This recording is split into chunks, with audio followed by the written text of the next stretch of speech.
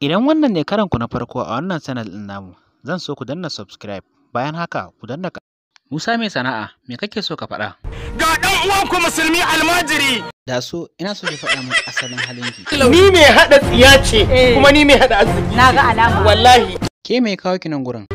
Ni da man fil nake so in. Da wa yake so na haɗa ki? Ina son kaɗa ni da Alugum Sax Falal A Ɗorayi su Aminu Sayar. Ke mai sunanki?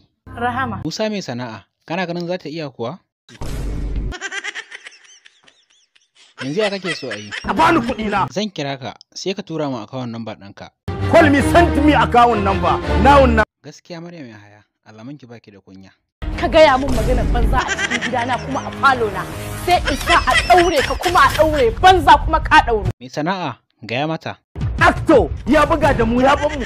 Alinuhu, shin za ka iya tare mata faɗa? Babu ruwan Alinuhu. Musa mai sana'a, me suke idan suka shiga harkar fim suka samu kuɗi?